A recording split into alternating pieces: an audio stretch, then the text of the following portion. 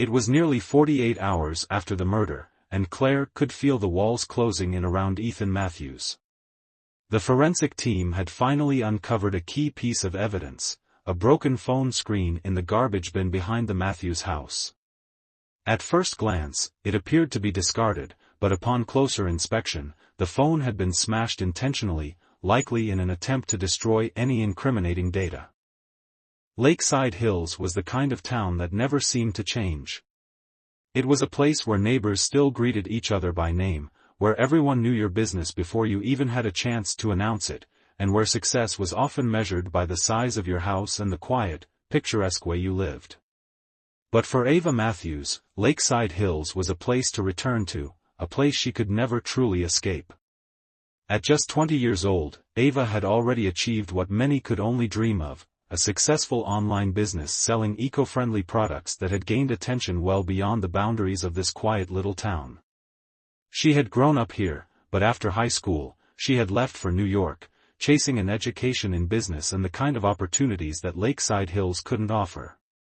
Now, after a few years of hard work and sacrifice, Ava had returned to Lakeside Hills not as the small-town girl she once was, but as a young woman who had begun to make a name for herself in the world of sustainable entrepreneurship. Her return to Lakeside Hills had been triumphant. She bought a large, sleek home overlooking the lake, a far cry from the modest childhood house she had grown up in. The house, modern and minimalist, was a symbol of her success, a place where she could escape the pressures of the world and focus on what she loved, building her business. She often worked late into the night, designing new products, negotiating with suppliers, and figuring out the next steps for her growing company. But success had its price. The further Ava's business grew, the more distant her marriage seemed to become. Ethan Matthews had always been charming, athletic, and the golden boy of Lakeside Hills. He had the type of smile that could light up a room, a lean, muscular build that earned him admiration from both men and women alike, and a reputation as the town's top personal trainer. When he met Ava in high school, he was the star quarterback, she was the quiet, determined girl with big ideas. They made sense together, he was driven in his own way, and she admired his confidence. They were married just a year ago, a storybook romance that seemed perfect on the outside. But things had changed. Ethan was no longer the center of attention, not in the way he used to be. The town that once cheered for his touchdowns now barely noticed when he walked by. The business community, which had always revered his athletic ability, now looked to Ava, and only Ava, as the new face of success in Lakeside Hills. Ethan's frustration grew with each passing day. He resented the late nights she spent working while he was at the gym, training clients who were slowly dropping off as they sought out newer, younger trainers. Ava's business was booming, but Ethan was stagnant. And in that stagnation, bitterness began to grow.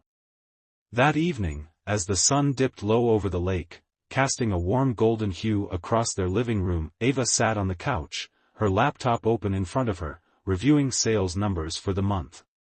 Ethan entered the room, his jaw clenched, his movements stiff. He had been quiet all day, a coldness in his eyes that Ava hadn't quite understood. "Ava, we need to talk," he said, his voice flat. She glanced up from her screen, giving him a small smile. "Sure, what's going on?" Ethan leaned against the wall, crossing his arms. "You've been so focused on your damn business lately. It's like I don't even exist anymore. We never talk anymore, Ava. You're always buried in your laptop, your phone. You don't even look at me anymore." Ava's smile faded, and she closed her laptop slowly, sensing the shift in the air. "Ethan, I'm just busy right now. You know this is important to me. I'm building something for both of us, for our future." His eyes narrowed. "For you, you mean? Not for us. You've been talking about your future, but where does that leave me? Do I just sit around and watch you become a millionaire while I stay stuck training people who don't even show up anymore?" "I'm doing this for us," Ava said, her voice tinged with frustration. "But I can't stop working just because you feel left out. This is how it works. You've got your thing, I've got mine. We're in this together. Ethan let out a bitter laugh, a sound that made her stomach turn. Together? Is that what you think?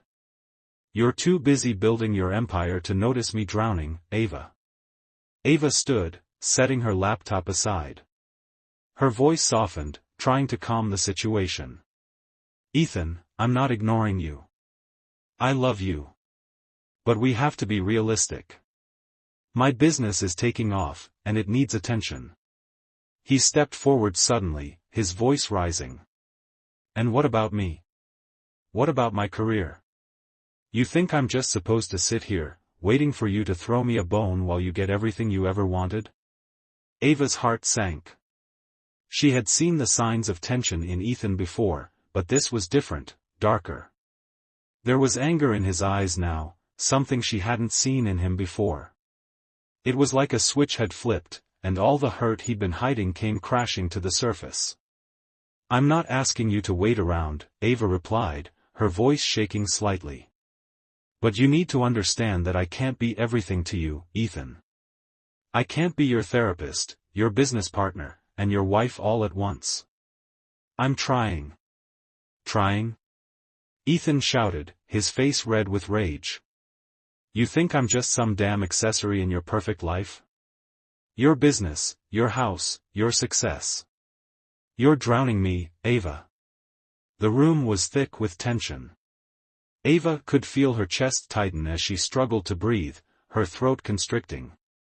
She had never seen him like this before, so raw, so out of control. Ethan's voice dropped to a dangerous whisper. I'm the one who's been left behind. And I don't think I can take it anymore. Ava opened her mouth to respond, but before she could speak, Ethan's arm shot out. In an instant, he grabbed her by the shoulders, shaking her violently. Ava's breath caught in her throat as he pushed her against the wall, the sound of her head hitting the drywall ringing in her ears. Pain exploded across her body, and everything went dark for a moment. When she regained consciousness, the world around her felt distant and blurry. Her breath came in shallow gasps as she tried to push against the cold, unforgiving floor. She could hear Ethan's voice, but it wasn't clear. The words sounded muffled, like they were coming from underwater. The last thing Ava Matthews heard was Ethan's voice saying, I never wanted this. I just wanted you to look at me. The morning came too quickly. The first rays of sunlight cut through the curtains in the Matthews' sleek living room, casting long shadows across the pristine floors. The house, once a symbol of Ava's success and her bright future, now felt like a tomb. Detective Claire Dawson stood at the doorstep, her hand poised on the brass knocker. The scene in front of her was almost too familiar, a well-to-do home in a seemingly quiet, picturesque neighborhood. The last thing anyone would expect was a murder. Yet here she was, called in to investigate the brutal death of a young woman, a rising star in the business world. She had seen it all, but this case hit closer to home than she cared to admit. Her phone buzzed in her pocket as she pressed the doorbell. It was a text from her partner, Lieutenant Ryan Brooks, murder weapon, blunt force trauma. Looks like a heavy object. No signs of forced entry. Husband's alibi is shaky. Claire sighed, slipping the phone back into her jacket pocket. She had a gut feeling about Ethan Matthews, but she needed more than instinct to make an arrest. When the door opened, it was Ethan who greeted her, his face pale and strained. He looked nothing like the man who had stood proudly in front of Town Hall just a few months ago at Ava's business launch. His clothes were wrinkled, his eyes red-rimmed, and his hands fidgeted nervously. Detective Dawson, he said, his voice a little too controlled. I can't believe she's gone. Ava, she was everything to me. Claire nodded, her expression neutral. She had seen the same performance countless times, grief mixed with guilt, a husband who looked like he had lost everything, and a town that wanted answers. But Claire wasn't in the business of giving out sympathy. She was here to find the truth. I know this is hard, Claire said, stepping inside. She looked around at the immaculate space, an open-concept living room with floor-to-ceiling windows that overlooked the lake. A scene of calm, even in the wake of tragedy. But I need to ask you some questions. We'll get through this as quickly as we can. Ethan led her to the living room, where a few police officers were already taking photos of the scene. Ava's body had been removed, but the place where it had occurred, the bloodstains on the marble floor, the shattered vase on the table, the overturned chair, spoke volumes. "Take a seat, please," Claire gestured to the sofa. Ethan hesitated for a moment before sitting down. He had the look of a man who was trying too hard to appear calm, his shoulders too rigid, his eyes darting around the room. Claire sat across from him, her eyes never leaving his face. "Ethan," Claire began, her voice steady. "We need to establish exactly what happened last night. What time did you and Ava have your last conversation?" Ethan shifted uncomfortably, avoiding her gaze. We had an argument. About my career, about her business. It got heated. But I swear to God, I didn't mean to hurt her. I would never hurt her. After we fought, I went to bed. I didn't know what else to do." "And what time did you go to bed?" "About 11:30, Ethan replied, his voice shaking slightly. "I didn't hear anything after that. When I woke up, I found her." Claire's eyes narrowed. "When you woke up, you found her, where?" "I went downstairs to make coffee. She wasn't in bed. I thought she might have gotten up early to work, so I went into the living room. That's when I saw her. Lying on the floor." His voice broke, his hands trembled as he clasped them together. "I tried to call 911. But it was too late." Claire stayed silent for a long moment, watching him closely. Something didn't sit right with her. Ethan's story was vague, and there was no clear explanation for why Ava had been attacked in such a brutal manner. It was almost as if he were trying to distance himself from any responsibility. But at the same time, there was something in his eyes, a flicker of guilt, that made her pause. She had worked enough cases to recognize when someone was hiding something. But Ethan Matthews wasn't acting like a man guilty of cold-blooded murder. He was acting like someone who had been caught in the middle of a storm, unsure of how he had gotten there. Claire made a mental note to dig deeper into his alibi. She needed to verify his story, but there was something else that troubled her. The scene in the living room, it wasn't just the signs of violence. It was the way everything was positioned, the way the house seemed too perfect. She knew from experience that murder didn't always leave things in perfect order.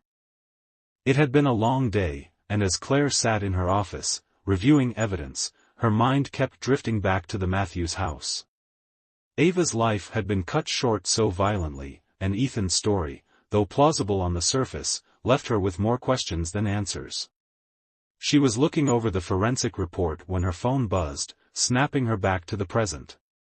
It was a message from her partner. Checked out Ethan's phone records. Several calls to an unknown number last night around the time of the murder. We're digging into the number now. Also, Ava's best friend, Lena Carter, is willing to talk. Let's meet her tomorrow morning. Claire's mind raced. The calls were suspicious, especially considering the timing. And then there was Lena, Ava's closest friend. If anyone could shed light on the couple's relationship, it was her. The next morning, Claire met Lena at a small coffee shop downtown. Lena was a petite woman, her dark hair pulled back into a neat ponytail, her eyes shadowed with exhaustion. She seemed nervous, her hands shaking as she fidgeted with her coffee cup. I just don't understand it," Lena said, her voice trembling. "Ava was so happy, so full of life. She never told me things were this bad between her and Ethan. But I guess I should have known. There were signs, small things, you know." Claire leaned forward, her attention focused. "What signs, Lena?" Lena hesitated, looking down at her hands. "It wasn't like obvious, you know. But sometimes, when they were together, you could just feel the tension. Like when Ava would talk about her business or a new deal, Ethan would kind of shut down.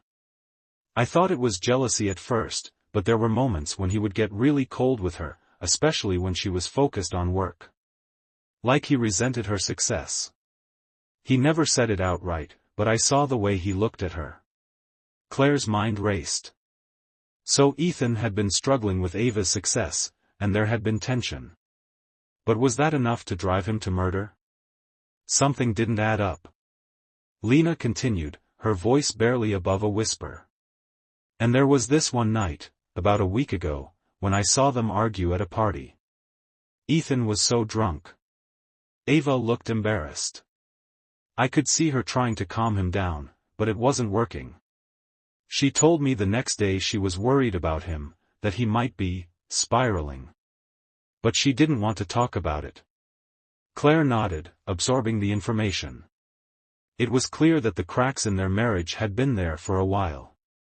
Ethan's jealousy, his resentment, his inability to cope with his own failure, it had all been building to this moment. But now, with the phone records and Lena's account, Claire had enough to go on. Ethan's alibi was starting to unravel. The investigation was intensifying. The forensic evidence pointed to blunt force trauma as the cause of death, likely from a heavy object, a statue that had been on the living room mantelpiece. Ethan's fingerprints were all over the statue, but so far, no direct proof linked him to the crime scene immediately after the murder. His phone records were damning, though, revealing multiple calls to an unknown number just before and after the estimated time of death. Detective Claire Dawson had a feeling she was closing in on the truth. But there was still one more piece of the puzzle missing, the moment when Ethan decided that losing Ava wasn't an option. It was nearly 48 hours after the murder, and Claire could feel the walls closing in around Ethan Matthews. The forensic team had finally uncovered a key piece of evidence, a broken phone screen in the garbage bin behind the Matthews house. At first glance, it appeared to be discarded, but upon closer inspection, the phone had been smashed intentionally, likely in an attempt to destroy any incriminating data. Claire's instincts told her that Ethan's alibi was crumbling, and the shattered phone was the final crack in his carefully constructed facade. If the phone contained anything, texts, calls, or photos, it would expose him for what he truly was, a man who had crossed a line he could never return from. As she walked into the precinct's evidence room, Claire's partner, Lieutenant Ryan Brooks, was already there, his hands hovering over the phone, waiting for her. "We got lucky," Ryan said, eyes narrowing at the phone. The data recovery team was able to pull some messages before it was destroyed. Most of them are from Ava's phone. But then, he paused for a dramatic effect, there's one from a contact marked J. The last message was sent at 10:58 p.m. the night of the murder. Claire raised an eyebrow. "Jay? You run a check on the number?" Ryan nodded. "We did. It's registered under the name Jack Weston, a local business owner.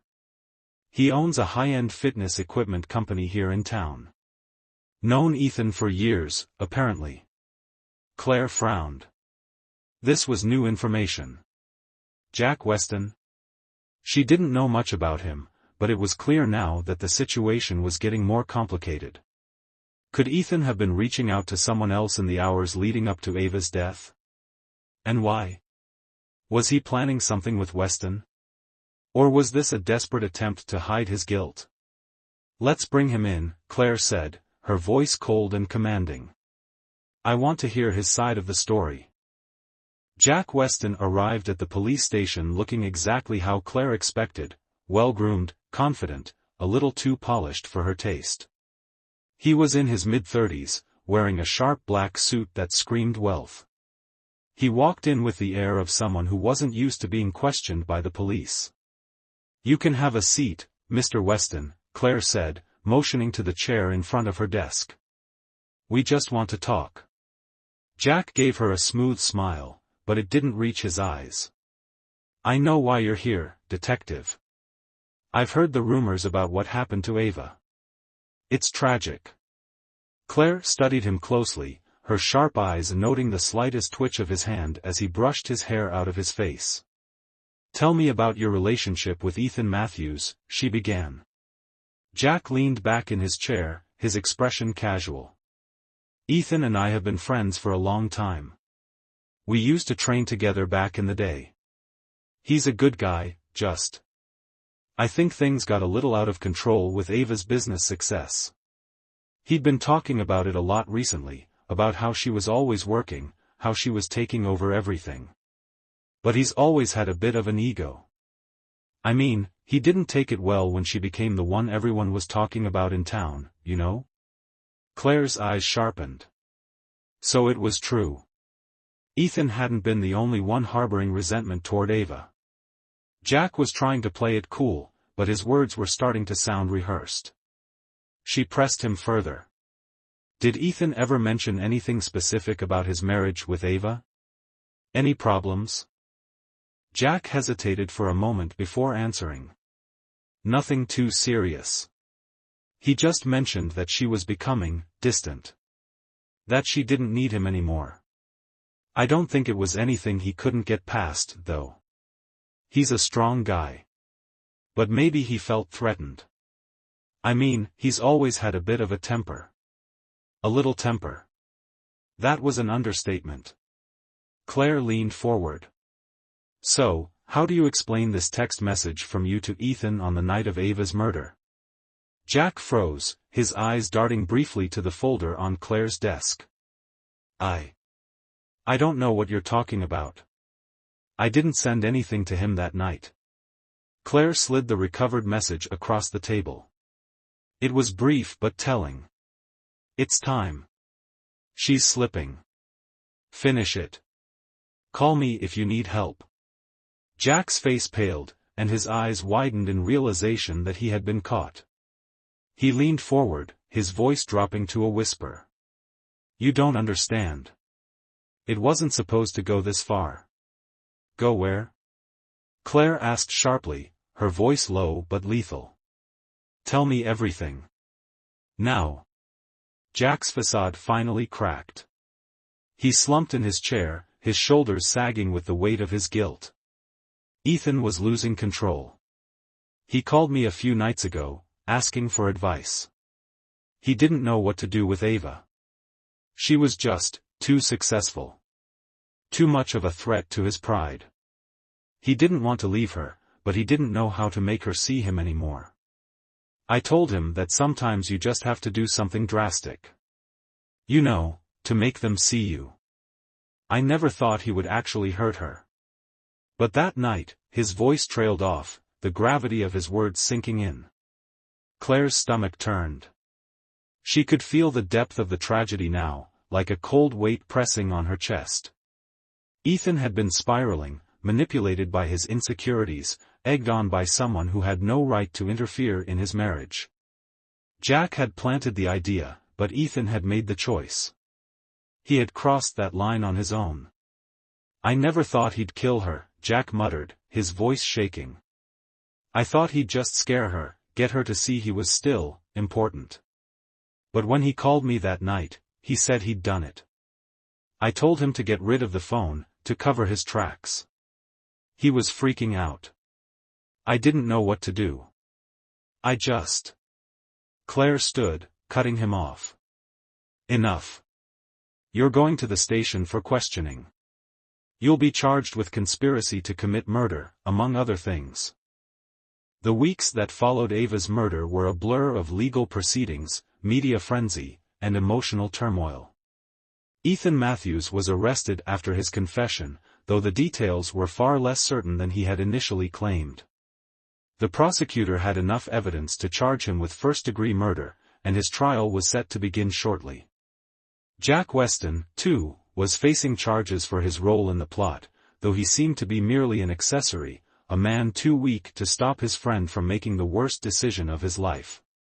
As Claire sat at her desk, reviewing case files, she couldn't help but feel the weight of the tragedy. Ava Matthews had been a woman with a future, bright, promising, and full of potential. Yet she had been brought down by the man who should have loved her the most. She had tried to build something for both of them, but Ethan's envy had consumed him. And now, Ava's legacy would live on only in the memory of her business, a product of her ambition and hard work. The case was nearing its conclusion, but for Claire Dawson, the haunting image of Ava's final moments would stay with her long after the trial ended. Because in the end, it wasn't just a murder. It was the tragic consequence of a love twisted by insecurity and a dream crushed by the brutal hand of jealousy. Ava's legacy. Months later, Lena Carter stood in front of a crowd at the ribbon-cutting ceremony for a new storefront in the heart of Lakeside Hills, a store dedicated to Ava Matthews' vision. It was a tribute to her friend, her business, and her dreams. Ava had wanted to expand her business into a physical store, and though she had never gotten to see it come to fruition, Lena had vowed to carry on the dream. As she cut the ribbon, her heart ached for her friend, but she knew Ava's spirit would live on in every product sold, every person inspired by the eco-friendly movement Ava had started. Lena didn't know if she would ever fully heal from the pain of losing her best friend, but one thing was certain, Ava's legacy would never be forgotten. And no matter how dark the days had been, the light of Ava's ambition would shine forever. The courtroom was packed.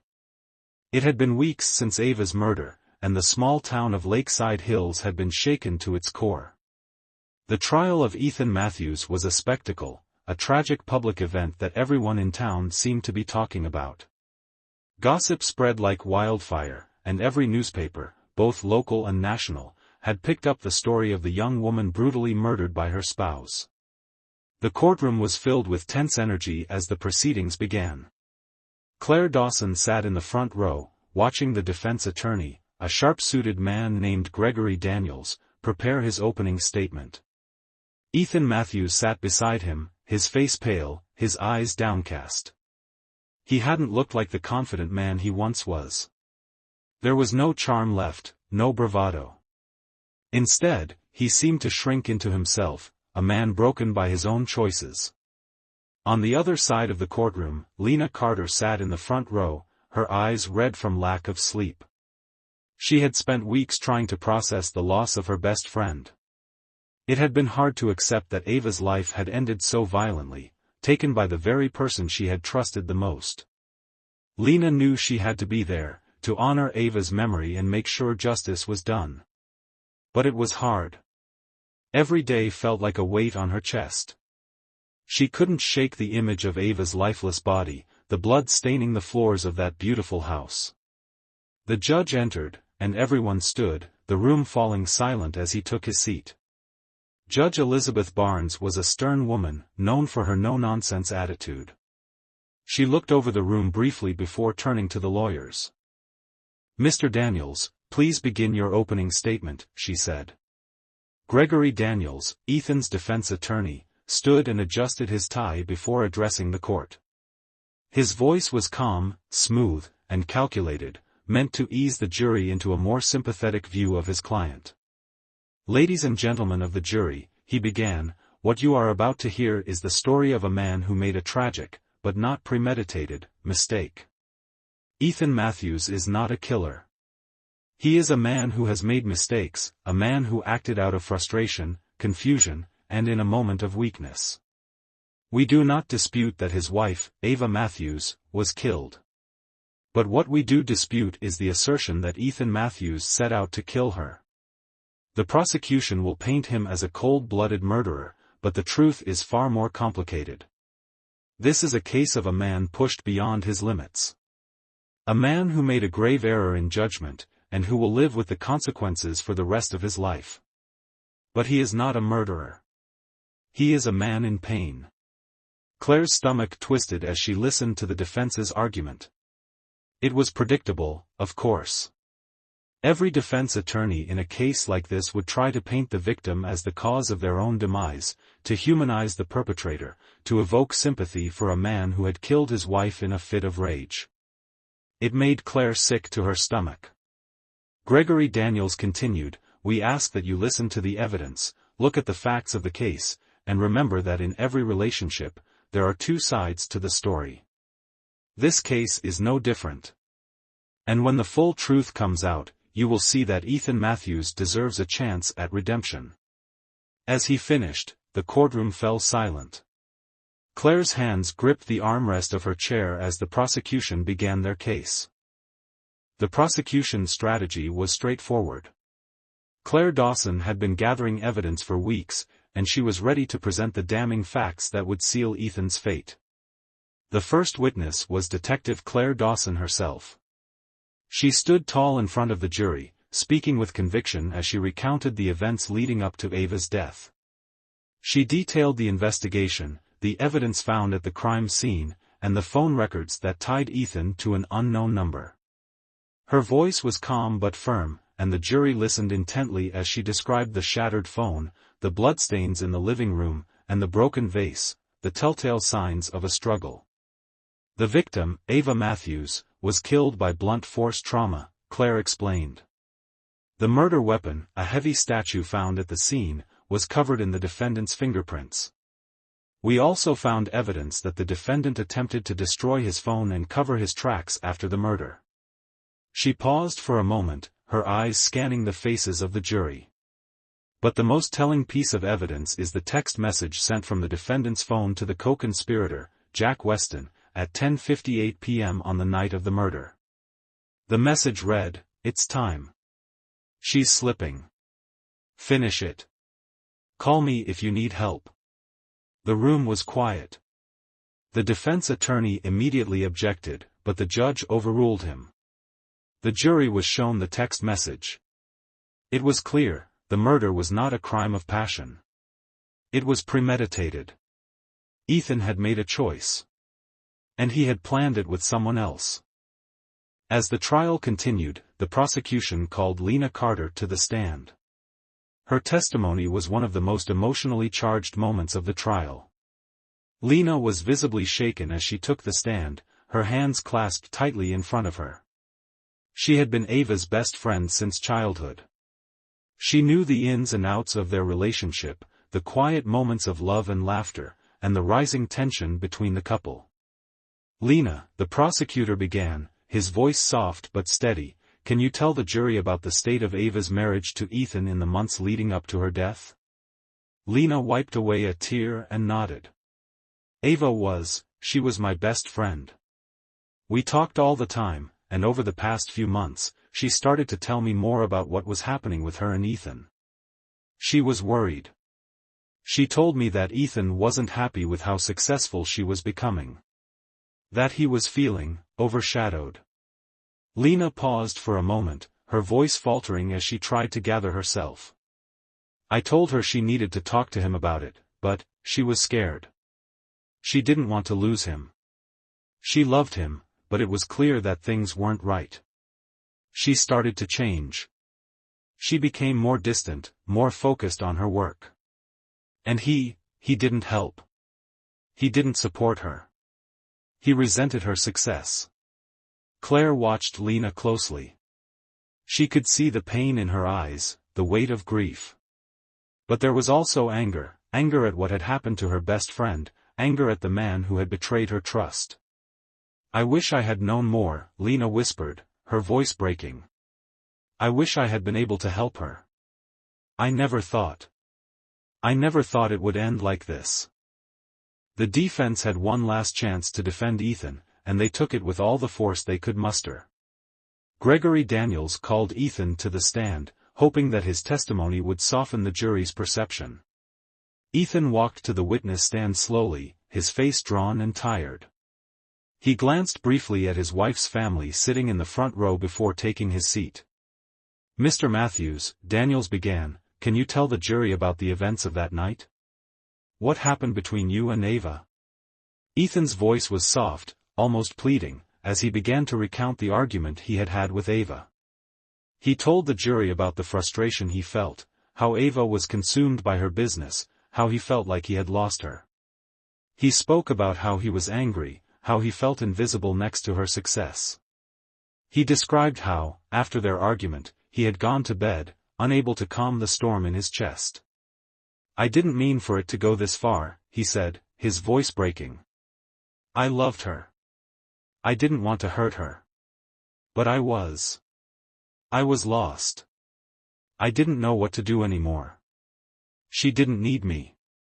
She was going to leave me behind. Tears welled up in Ethan's eyes as he continued, I swear, I didn't plan to kill her. I didn't know what I was doing when it happened. I don't remember everything clearly, but I never meant to take her life. The jury was silent as Ethan broke down, his sobs echoing in the courtroom. It was an act, a man trying to gain sympathy, to prove he wasn't the monster the prosecution made him out to be. But for Claire, there was no mistaking the truth. Days later, the jury deliberated. The courtroom was tense, and as the clock ticked closer to the verdict, Claire sat at the back, watching the proceedings with a cold, steady gaze. When the jury finally returned, the room fell silent. The foreman stood and read aloud. We, the jury, find the defendant, Ethan Matthews, guilty of first-degree murder. The words hit the room like a thunderclap. Ethan's face drained of color as he collapsed into the defense chair. The courtroom erupted into murmurs. Claire watched as Lena, sitting in the front row, closed her eyes in relief. Justice had been served. But it was a hollow victory. Ava was still gone. And nothing could bring her back. Ethan Matthews was sentenced to life in prison without the possibility of parole. Moving forward. Months after the trial, Lena stood alone in Ava's store, now thriving in its second year. The shelves were stocked with the products Ava had dreamed of, eco-friendly, sustainable items designed to help people live a better life. The store had become a symbol of Ava's legacy. Lena took a deep breath and wiped away the tear that had escaped down her cheek. She would continue to carry Ava's vision forward, to honor her memory by making the world a better place, just as Ava had always wanted. As she turned the lights off for the night, she whispered softly, "Rest in peace, Ava. You'll never be forgotten."